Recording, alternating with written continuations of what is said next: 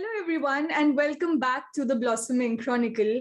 And for those of you who watched the trailer back and are back here to watch the other episodes, I'm really grateful.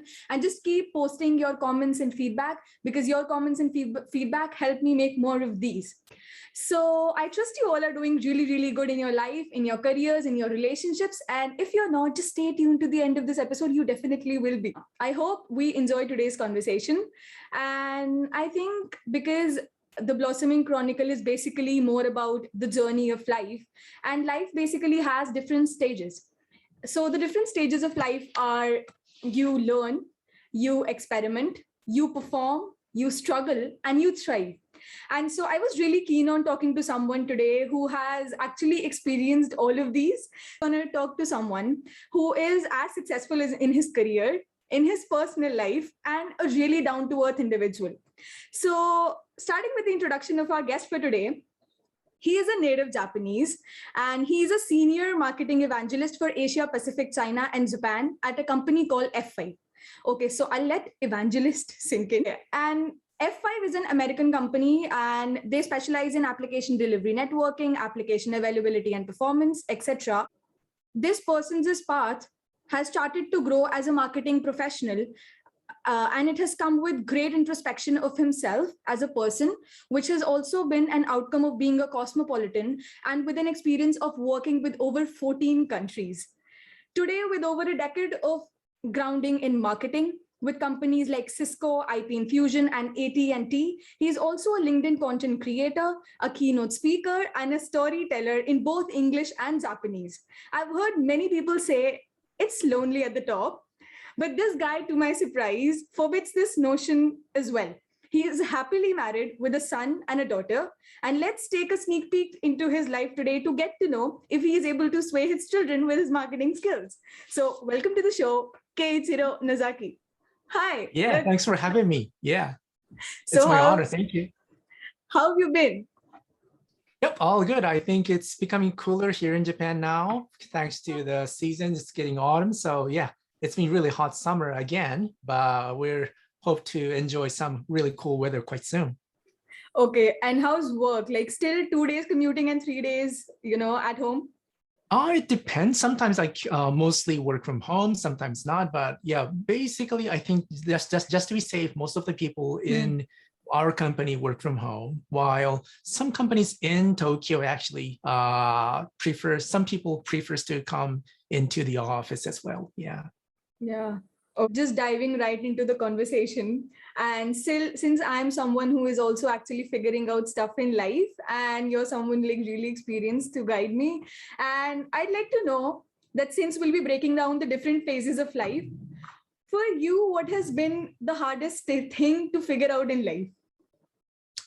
Yeah, so I would say one of the toughest thing in my entire career was always to explore the best balance between being business expert as a Japanese versus being the expert in internationalized working environment. Because as you kindly have already introduced, I've been working for American company almost 20 years now. And I would say it's always the journey for me to adopt how I can be the best contributor as a global company. But that behavior might be sometimes really different in terms of different to how I can be the best contributor in Japan, Tokyo office, right? Okay. So to fulfill both of these requests at the same time was always one of the struggle for me. Yeah. Okay. I see. And yeah, it's really difficult because, I've seen that Japan has preserved its tradition like for a long time. And so for someone to be ingrained in their own culture and yet being a cosmopolitan is, I think, the balance is like really difficult. Exactly. Yes. Yeah. And so how was like the journey for you till you were 22 years old? Like, what was it? Like, where do you come from? How did you start off your career? I'd like to know a little bit about that. Yeah, so I was born in Tokyo, and then I moved to the United States when I was 5 years old, and I was staying at Maryland State, which is right next to Washington, D.C. in the East Coast of the United States. And yeah, after coming back, I just went through several schools, in Japan, there's a junior high school, and university. And then, yeah, graduation. So that's all it is. And how was it like with your parents? My parents, the only thing that I can tell you is that they're really, really, really, really, I should choose the right word. Too much, really. Conservative people. Oh, that's what I was trying to get at. You weren't sharing, so I had to do something to get that out of you. So Yeah, so my father was the staff of Japanese government, which usually become really, really official person, right? So they're not like a casual people at all. So the way he worked, the way he lived his life is absolutely great. But at least from me, I was always feeling like it's really conservative and really against do something new, at least from my point of view. Yeah. And I think that really influenced a lot for me in terms of choosing my job. And at least 20 years ago, IT industry, it was one of the most innovative industry, at least from my view. So yeah, not only for other reasons, but my experience and my discussion with my parents actually influenced me to choose this career actually. Okay, so like there wasn't any opposition, right, for you to choose any career? Yeah, they were worried about it. Actually, they really worry that, I'm working for an American company. They don't promise a lifetime employment. Okay. It sounds scary compared to traditional Japanese company. Yeah. Yes, I fully get that. But trust me, that will never, ever gonna happen in this entire world if you are still believing that there's a lifetime employment promise. In life, and it's my decision. You cannot help me that much once we start this career, right? So just let me decide. That was the really short discussion, to be honest. And did you move out after that? After the graduation. Okay. Oh, I see. Okay. Because I've seen many high schoolers also like living I think in India, it's like for a long time you live with your family. I mean, this is breaking now because we have more nuclear families now. Many people still live with their families. I mean, for many guys, it's there. You'll have to live with your family. Okay. So when I start thinking about my way after the new graduates, one thing that I was thinking really hard about is that, I spent just 2 years when I was a kid in the United States. So that quite short, but still really impactful experience for me, really impacted my way to think about how I can interact with lots of people in my entire life, rather than just being a Japanese who only knows about something inside the country, right? So I started exploring my career to be the global person. But obviously, 20 years ago, it was not easy because most of the position for new graduates was always become really new hire and new graduates and really starter kind of things. I have the position to be interactive with the global people, right? So after I have been going through dozens of the companies or the interviews, I think I found the conclusion for me there was that I really need to be in the global company, not the Japanese company. Okay. So that was my first conclusion. And after lots of struggle and going through lots of interview processes, I think I found my best way, which was to select a company called AT&T, which gives me a really lots of. I really enjoy my 2 years experience in the United States. And it was absolutely diverse environment for me, right? Every single thing that I had was American guy, African guy, Spanish guy, Chinese guy, it's all everybody from across the world. But after coming back to Japan after that, I really lost all of my skill set in terms of communicating in an open and diverse way. So I really struggle, and the best way I have concluded to regain those experience and capability was just to go back to the same experience, which means I put myself into really internationalized environment to talk to such diverse people instead of just working with the Japanese people. And I think even though if we're learning a language, we'd say that, you need to work your ass off to like learn a lot of vocabulary and like you need to talk to a lot of people. But if you won't put yourself into that environment, the like growth is, for me, I think it's very difficult. I mean, I think as far as like a language like Japanese is concerned, I think during the pandemic, because I stopped learning online, like I quit my classes, Japanese classes online, because it wasn't that fun, because there is zero interaction. You don't get to talk to people. And so I think, like putting yourself into that environment is very difficult. I can like totally relate to it. Like you also come from an economics background. I also, but did you always want to study economics? Well, to be honest, I was quite open. Anything was okay for me, but I just wanted to explore something really practical. Okay. The worst thing that I was thinking about is to be specialized in the academic area where I will never, ever use in my future job. That's the thing that I really wanted to avoid. So I really wanted to choose something really practical. And as a conclusion, just to become the business person, I thought the best way is to learn the economics, how it works, how the logic is there, and what kind of thing is more practical methodology, And indeed, that really contributed to some of my effort, even nowadays when I'm working on the market analysis for the 14 countries across Asia Pacific. Sometimes some of the discussion that I had with my professor in my university really helped me a lot in terms of the way I think, the way I view and analyze. Okay. I see. So how was the journey after your graduation? I mean, then like from AT&T and to like, how did you actually discover your passion, I'd say, and the struggles in between?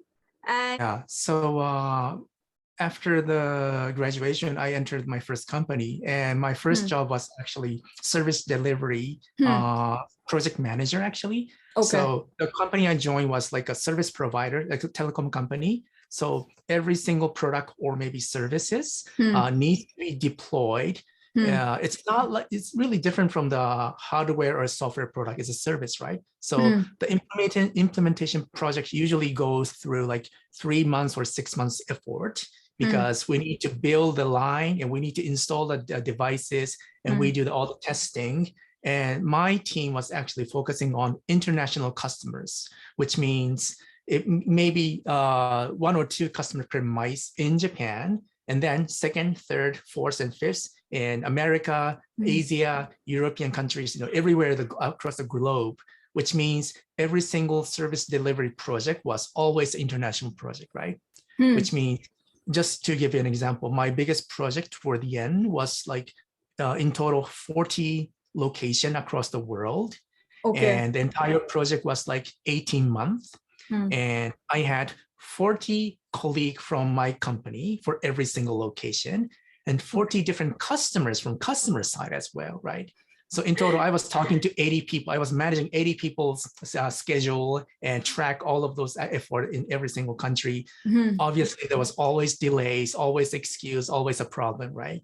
So that was really interesting, because I need to persuade and ensure that my colleague follow the schedule and the customer understand what we wanted to do, which never happens.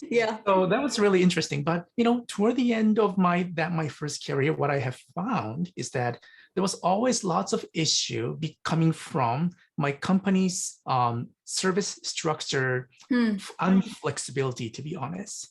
And I think that unflexibility is important when it comes to the global view, because it needs to be consistent across the global service, right? However, the global consistent service sometimes can be seen as unflexible service for the locals, for the specific countries, because every country have different situations, different laws, and different customer preferences, right? So I start thinking, okay, if I wanted to improve this one, maybe instead of being the delivery guy in the delivery phase, maybe toward the earlier stage of the service development or product development, I think I can contribute more to the company because I know how the customers struggle, what the issues are, right?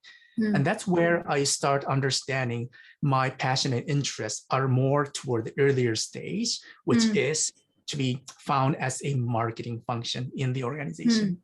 Yeah. And the more I studied, the more I research and start understanding how marketing works, I actually found I found myself that I need to broaden my eyesight, not just one company, right?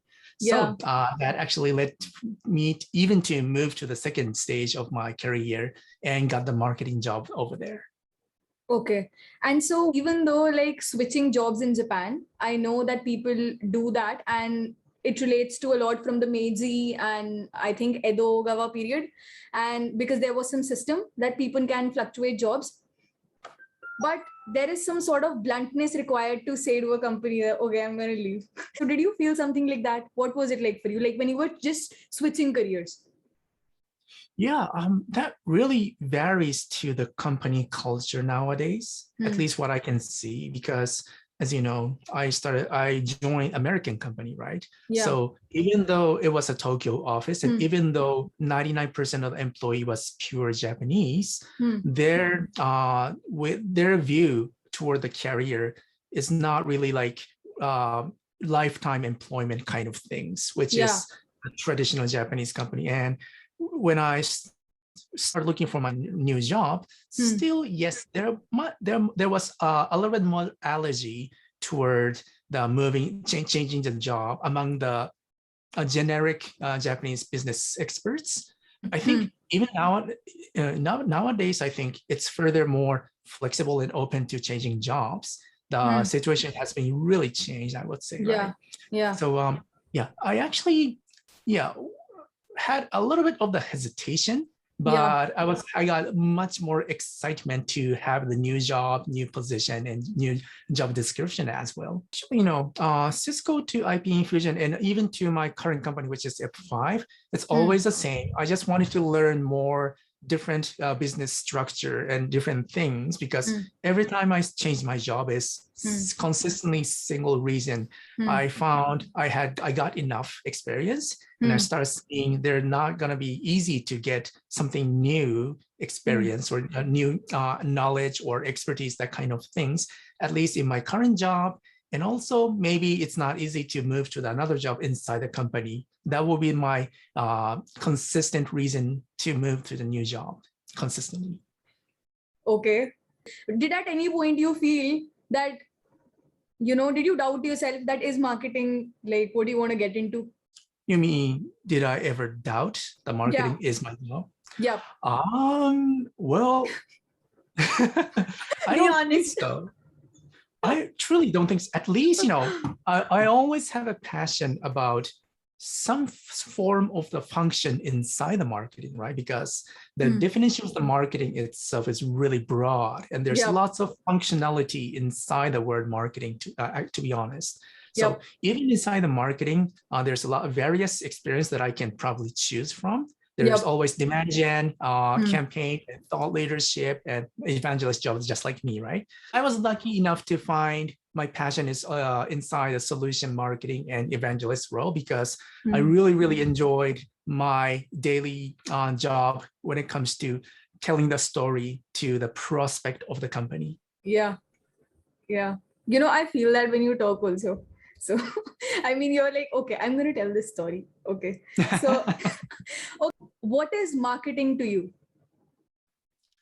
So the marketing to me is to develop the future of the company. Okay. I will say that because, it is the only function in the organization who have a responsibility to explore and find the customer of the future. They actually focus on the current customer as well, but the emphasis always goes to you have to find a new customer for the future revenue, right? And that is something called pipeline or lead generation in the industry.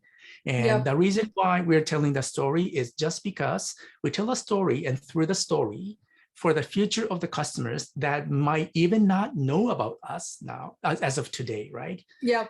Telling the story, and they will find, oh, this is a great story. It will apply to my company. And in order to accomplish that, maybe I need to talk to this company because this company seems like they're expertise in this topic and they might be able to help my company, right? Yeah. That's the goal for the marketing function in every single organization that needs to be happening. So I would say the job of marketing is to develop the future.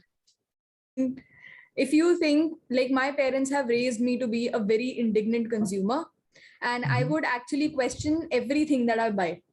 And it, like, I am someone who economizes a lot, like in whatever I buy.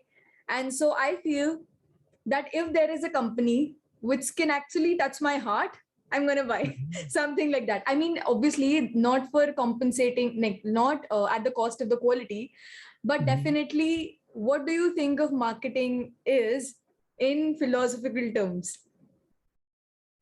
Well, still the same, but let me just answer in a little bit different way because you mentioned about your own buying behavior here, right? Yeah. As far as I understand, there's two types of marketing in this world. One is B2C, the to consumer, and to business, right? Yep. And the buy behavior, buying logic, buying cycle, and logic are always different between these two. And I have to say that when we say marketing in general, the to consumer marketing is always really bright world, while to business marketing, B2B marketing, sometimes can be a little bit more restricted effort because customer buying behavior is so different. They have to also need to justify their budget and that spending for their company, right? And they need to ensure that there's enough of the return on investment. While just like you mentioned in the B2 consumer market, it comes with the heart and inspiration and quite other thing that never exist in the B2B. But even still, you know, even having said that, I personally believe B2B marketing should be able to learn lots of things and import lots of intelligence from B2C marketing. This is my belief. Because the consumer to consumer behavior will eventually come back to business market as well.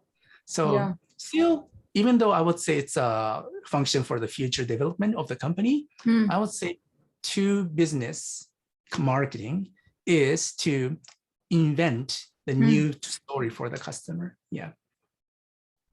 Okay. Nicely put. Okay. Whenever I'm doing something, I look for something that feeds me or it helps me thrive. How has working as an evangelist actually like helped you grow, and how does it feed you like every day? Role of the evangelist feed me in the best thing is that it really positively pressure me to explore the best input from everything in this world, because any information, any news, any articles, any daily experience can be the hint to develop the better story that will eventually can be part of my job, right? So whenever I'm going through the online news, IT industry related websites, whatever, right? And even talking to my customer, talking to my colleagues, every single moment, I feel like, okay, that's really interesting. Can I probably get this as a hint and convert into my story? That kind of, way of thinking has really influenced me a lot in a positive way.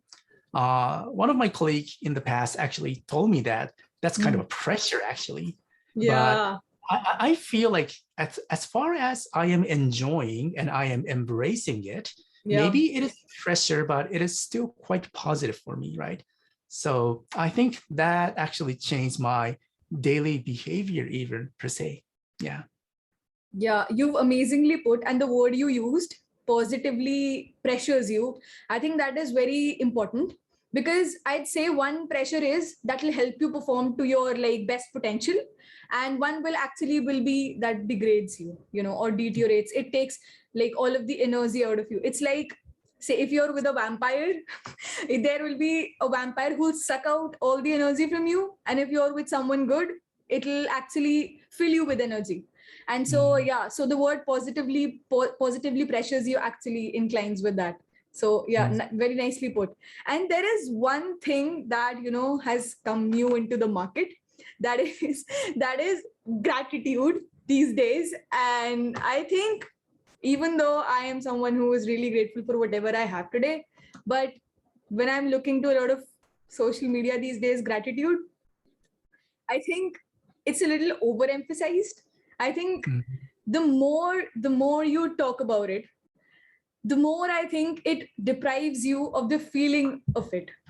What do you think that the world isn't understanding about it? Like, this is my take. What do you think? Yeah. As far as you say, there's like over Yeah. requirement for that kind of Yeah. behavior. I think I get your point, because there's always really nice words, positive words that's scattered across entire websites as well. And whenever you say something negative, that sounds that really being regarded as the other side of things, right?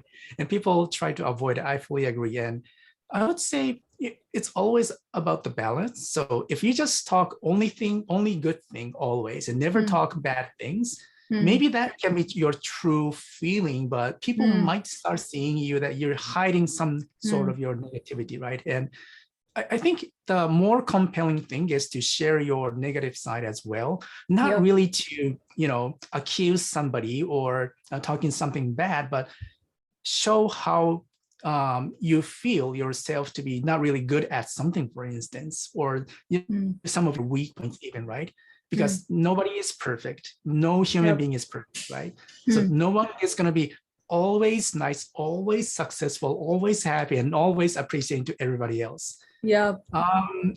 There's another side as well, right? So it's just about the balance between the positive side and negative side. It doesn't need to be negative as almost every day, but if you just show only one side of yourself, it won't be like, people will not feel the reality there, right? Yeah. So the best way is to mix the good point about yourself and some sort of the regret or weak point or something that you really feel like in a negative way, to mixture in the best way, not to disappoint the people or your audiences, but not to show that you're only of your good point. I think this is really becoming a really serious topic, just like you mentioned, because the more people share their ideas and express their feelings on the social and through the internet, I think this balance becoming really, really impactful how you'll be seen in the digital world. The term is toxic positivity. So it's like 24/7 on social media, you're talking about it. And there is this book written by an American author called Maybe You Should Talk to Someone. And the book says that, like, say, for example, I'm talking to you, but I also talk to my parents about everything. And if I'm not talking to them, going online and making videos won't actually help me thrive for a long time. Because I think even though we are surrounded by everything on social media, the less we are talking to the people around us, and it is not showing the younger generations a clear picture of how it is. Only showing the clean side of the thing, right? So what do your kids use social media? Oh, thankfully not yet. Not yet, seriously. Oh, I thought, okay, because of you. Well, I think most of the kids haven't got the devices yet, at least in my country. Let me just share one interesting story. So Steve Jobs never gave iPad to his kids. Okay, I didn't know that. There's several data points there that the really famous executives in the IT industry in the United States is really strict in terms of giving those smart devices to their children, actually. Okay. No, that's completely, I think there's something I recall is that because of social media, I think there is so much wrapped in one comment, so much wrapped in one post on the internet that you feel like, oh my God, my mind is someday going to come crashing down. And so even though it's not related to you, it might not be related to you at all, but it's like everyone's speaking, everyone's creating content, and you feel like, oh my God, where is my voice? Social media is gonna have a great impact, positively or negatively, in the coming time. Marketing is also more about the values that you're trying to convey. What are those values for you, and how do you create those values? I would say to be the expert in terms of messaging out about the own corporate value to the market. Yep. Is the value that I truly appreciate and really embrace. So, and from that point of view, marketing is really the exact function to do that, right? Because it's message out and talks about what we are and why we are doing this. This is the message that I believe that marketing really shout out to the market. But marketing will not talk about the details of product. They talk about why we are here. Why, Mr. Customer, you need to think about this technology that we can provide you, right? It's always talking about why. And this is exactly that I feel. If you're expertise in this message, I think you can be successful for any sort of the industry, because it's all start with why in this entire world. And what are your personal values, like for you as a person, that helps you fulfill this value of the corporate world? So yeah, I would say the personal value that I believe I can provide to the company is all about the passion, because I truly enjoy developing the message, delivering the message to the audience, no matter what it is. Whenever I see the audience, even though it's going to be the online event or offline event, when I see the audience being excited or saying something new, something insightful from my message, that really excites me as well. And that really make me fulfilled as well, right? So at the moment I make the customer excited, I'm more passionate, and I truly fulfilled with that result and endpoint. So that is the engine for me to be always passionate about developing the story. And I think, yeah, I'm not, I always work with engineering team, and engineering team and engineers are typically not really excited with developing the story. They're more focusing on how to deliver the value to the customer, right? Because they know the technology. Yeah. At the same time, I think the marketing should be specialized in developing the story, developing the why. And that's where my passion is coming from. So the passion is my core value. Yeah, I just really like the analogy. If you do not have a why, and you cannot tell the customers why, then I think not only as a consumer, but as a business as well, you are not promoting a very healthy message. And right. Yep. So and agreed. You won't believe it. Yeah. And you will not believe it that how easily people can forget about this. In the daily job, they're so busy with responding emails, calling customers, having a Zoom meeting with the customers. And, they're really exhausted with talking about this technology and product. And it can easily forgotten to talk about why we are here and why customer need this matters for you. That kind of discussion can really easily forget. So that's why it is truly crucial. Yeah. Stories you create every day make it what it is today. And yeah, like I like the way you've just summed it up and created a caricature for all of us. Do you think that somewhat this exists in Japanese culture? Like you said, that there is like all the time you have to answer emails and cold calls and everything. Do you think that it kind of disappears in Japanese culture, in the work culture? Yeah, it's quite surprisingly, it is truly consistent across any country across the world.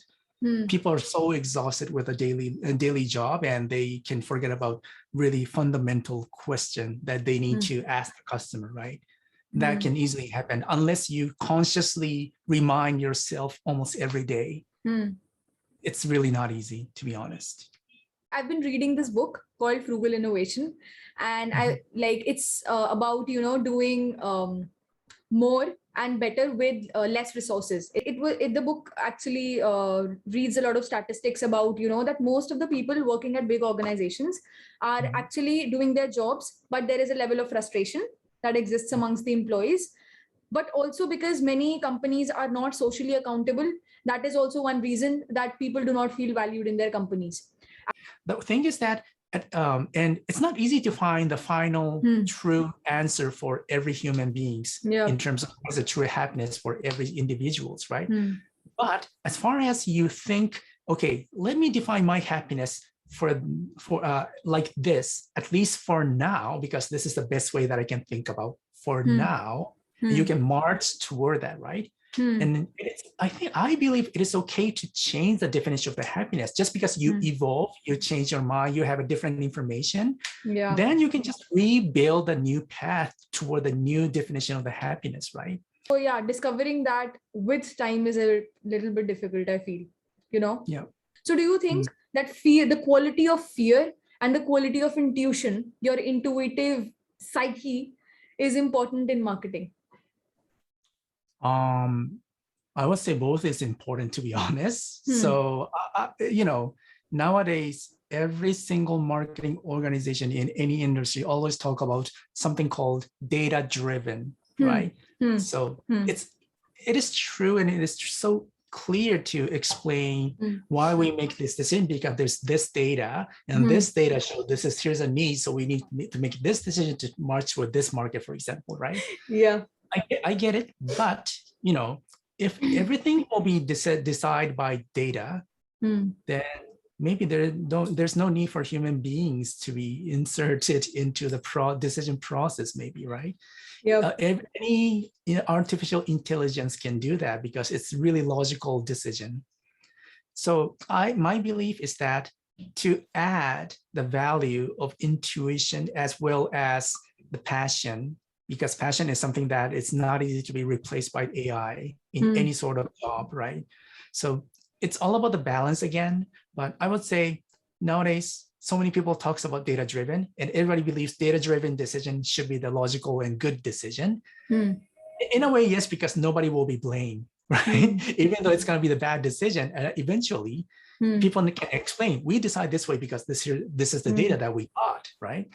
But if that happens, ultimately, every single company will be making the same decision if that's the case. And that's going to be really bad in terms of how you define your position in the market in any sort of industry, right?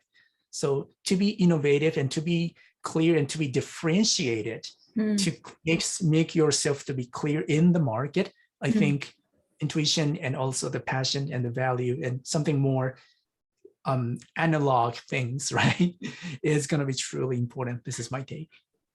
Would you like to elaborate on any of your experiences where your fear said that this might not work out, but your intuition said that, oh my God, this is going to work out, and it worked out? Do you have anything in mind? Yeah, one thing that I can share with you is that last year I was really working hard on a project across Asia Pacific called industry focused marketing. Okay. So instead of developing the campaign program across every single industry, we start we experimentally started the project to just nailing down to the needs in the banking industry across Asia Pacific. And that started because in Asia Pacific, we have a large chunk of the customer from banking industry spending lots of investment with us, right? And that was not the case for the rest of the region. Like in Europe, in North America, banking customer was not such a big customer, to be honest. So we started in Asia Pacific because we thought this is a value that we can create for Asia Pacific sales organization. But then what happened was that, we are talking about some really cool trend in banking industry called open banking. Yep. And that was really interesting trend and lots of insightful things that we can share with the customers. So we did lots of research project. We developed a really great report. And at the beginning, we thought this was only working for Asia Pacific because the large spending of the customers banking only in Asia Pacific, right? However, afterwards, what happened was that European team came to us, North America team came to us and say, hey, this is great and we should be using this. And it became a global project actually. And even though the data shows the banking customers is not the biggest spenders for us, Eventually, people saw the value because it was just a great insight. Yeah, it was absolutely against the data, right? You like really answered the question very, very well. I think that Japanese people are kind of interpreted as someone who's, if I may use the word, so there's gonna be, it's a controversial word, I'll use it anyway. So the word is, I think, rigid beast, that every time they're like working and replying to emails and then calls and everything. And I think every official thing has to be on mail, and like that's just an example, but it's like overtime, working hours, then when you go for nomikai also, you talk about work. So what is it like, what do you think about it? Do you think like do you think of that perception, and are you one of those people? Okay, so I think you told me in the last cultural high and low cultural context videos that at your company people don't consider you to be Japanese. Well, that's really controversial topic, I fully agree with. But my take is that especially because I'm working for IT industry, which typically being found as really busy and really tough industry, right? Yep. So many people work so hard. Yep. Eventually, that's true. And when I moved from Japan-focused resource into Asia-Pacific-wide resource, what I have found was that, even in every single country outside of Japan, at least in my company, everybody was working so hard in Asia-Pacific as well. However, the difference here is that how much of the control would you have on your daily job? I think that really, really makes the difference, because the more you have kind of traditional mindset manager, which typically can be the type of person who does the micromanagement, then your time, your priority, your decision making, everything needs to go through the approval with your manager, right? And that will eventually ended up with your daily job time management will be controlled by your manager. While outside of Japan, what I have found is that even though we're all busy as well, the manager tend to be open-minded and let the staff decide everything. Eventually, he will take the responsibility, but he gives more control, autonomy on the resource management, decision making, budget management, everything, right? And I think the more control we can have on our resource and working decision, I think people tend to have the higher satisfaction and more fulfilled with the job, because they can control the time, which means, whenever they're more energized at the morning, for example, they can work really hard, right? But if you are the type of the person who's not really good at managing the energy in the afternoon, for example, they probably can do something more like operational things instead of something creating something around more creativity kind of things, right? So you have more control on your decision making and your priorities, while micromanagement tend to be really, really exhausting lots of people. And at least in my experience, Japanese management style tend to be more micromanagement, just because Japanese people are really, really strict and more structured, and more kind of rule-based people, right? So it's just based on the culture of differences eventually, but I feel this really makes a huge difference. At least that's what I can say from my experience, who experienced the Japanese style into Asian style, right? What is that one belief or practice of the Japanese culture that you personally did not succumb to, or you did not give into? Yeah, I think it's all about, again, the high context culture, to be honest with you. Because I really have no clear answer with the evidence to say, but I was in the United States only for 2 years, right? It was only 2 years though. So it doesn't sound like that's the reason why I'm such a low context-based person. But anyway, I'm truly low context. And that really makes me really enjoyable to make the move from Japan-focused resort into Asian style.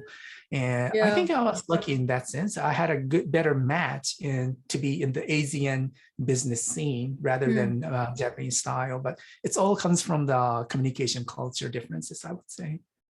Not succumbing to it and not giving in is like really difficult, because when so many people around you are actually walking that way, it becomes, oh my God, okay, I also have to do that. But feeling that yes, your personality can actually outshine at that point is something that I feel should be there in a person. And so what I actually found is that, even though it is a general behavior in the culture that Japanese people tend to be higher context people, there are definitely some amount of people who those are low context. So anybody in my previous companies or even current company that I can get along with are all kind of similar people, to be honest. Okay. And that sometimes can be younger people, can be female, but like me. Like me. I said like me. Oh yes, thank you. Yeah, so I think it really depends on the personality. Even though there is a perception kind of things per the country, still in Japan there's several people that has a local context mindset that I can get along with though. So yeah, I truly embrace and really feel I have to maintain the good relation with those people so that I can enjoy my life. Yeah, okay. That's like you got it, like you put it really well. And moving on a little bit to your personal life and your personal values, there are three things that are really important in life. One is coaching, one is community, and the other one is consistency. So consistency obviously is there in your career. And what do you think about the coaching and the community, and which are the people you follow, or I won't say idealize, because idealization is personally that I do not go with, or like that is not my thing, idealizing someone. But I follow people. I genuinely follow people who aren't physically present in my life, but I follow them. So who have been those people for you? Yeah, definitely. One of my favorite thought leaders in the industry is somebody whose name is Simon Sinek. Yeah, British and American author. Yeah, I know him. Yeah, I love his lots of his famous quotes actually, and I actually use a lot even in my presentation and keynote. I quote his word and try to connect his thinking into my own story just to make the story to be more compelling, right? So that's something that I can immediately tell you. And I actually have lots of really great people that I have found, not really that kind of famous person or that kind of successful people, but still, I have found really nice people through my LinkedIn community in Japan that people are more open-minded, more internationalized, and more lower context as well. And I think simply because LinkedIn community in Japan just started, which means the people in the community now are all early adapters, right? Yep. So maybe that's why I really get along with those people. Yeah, that's true. And I also think that in India also, like LinkedIn is just evolving. Like in India, people are more about, making more number of connections on LinkedIn.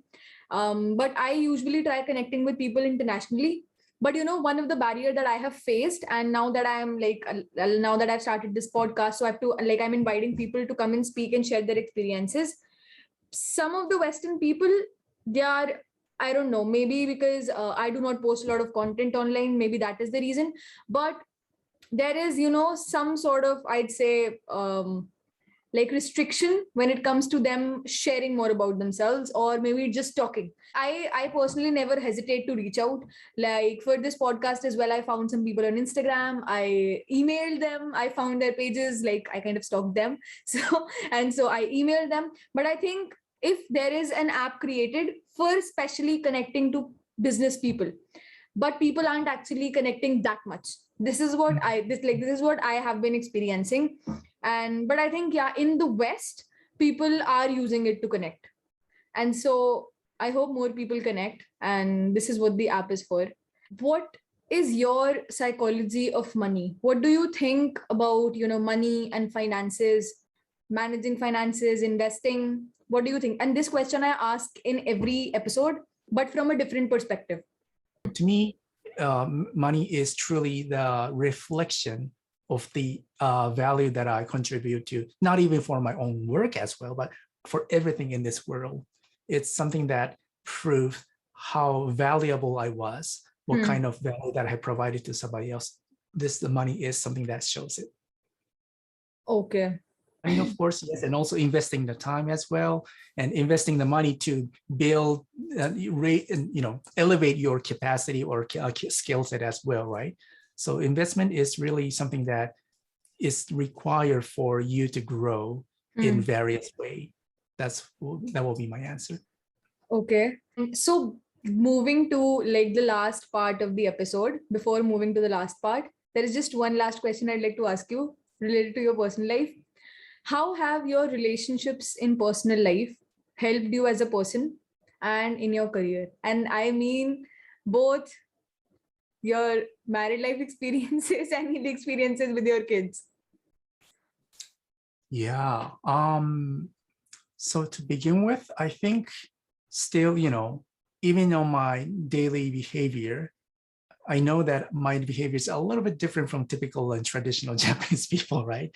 So in that sense, whatever I say is a little bit different from Japanese people. I know that. And my true appreciation to my family, including my wife and my kids, is that, I know that whatever I'm going to say can be seen as a little bit unique person, at least in my town as well, at least, right? But they actually kind of get my point still, even though my behavior is a little bit different from the typical people. I'm a unique person, obviously, yes. And I sometimes speaking in a loud voice through my mobile phone, talking to American guy, Singaporean guy, Australian guy. I talk a lot, and then coming back to Japanese, right? But my behavior does not really change that immediately, even though I change the language back. So in a way, I'm the unique person. I truly appreciate to my family that they accept that uniqueness of myself. Oh, okay. I'm unique. Okay. Nice. Nice. Really nice. So the last part is a game and it's a rapid fire and you have to answer in either one word or one sentence. And the one sentence should be like only 5 to 8 words, not more than that. Okay. So you have to be quick. You have to be quick. Okay. Quick. Yeah, it's a rapid fire. Okay. So the first thing you say to yourself after you wake up in the morning. I should make the new value today. Okay, nice answer. Okay. Best advice you've given your kids as a cosmopolitan. Forget about being Japanese. Oh, amazing, amazing. Okay. Best marketing advice you've received. Well, marketing will be the sales in the future. Oh, good answer. Okay. Worst marketing advice you've received. Anybody can do the same presentation. Oh, okay. Okay. And what is the best marketing advice you've given someone? Let's all start with why. Oh, okay. Nice. Okay. What is that one thing or belief or practice that the world hasn't yet understood about marketing or about in businesses in general? What do you think it is that it's that one thing that people aren't understanding right about businesses or marketing? On the marketing, it's all about the message. It's not about the promotion. Okay. Okay. Yeah. Yep. Okay. It inclines with whatever you've said before this. Okay. Yes. What would you say to the 17-year young Keiichiro Nozaki? Oh, myself. Okay. Yep. Get out of Japan. Okay. Okay. What are the 3 truths that you live by? Cosmopolitan and be yourself, and be proud of being Japanese. Oh, okay. Okay. That's nice. Okay. So I really enjoyed the conversation today. Thank you so much for joining me. And so to whosoever who's listening this, you can reach out to, Keiichiro or me on LinkedIn, on you use Instagram, right? Well, a little bit. So you can reach out to us on LinkedIn, or yes. you can That's post your comments on YouTube, and you can tag him, you can tag me, and tell us the feedback and key takeaways from today's episode and your thoughts on today's episode. And till the next time, keep blossoming, and I hope I'm able to create more worthy content like this. And Kay, thank you so much for joining me for this conversation today, and let's see how the episode goes on the internet. Okay. All right. Thank you. Okay. Thank you so much.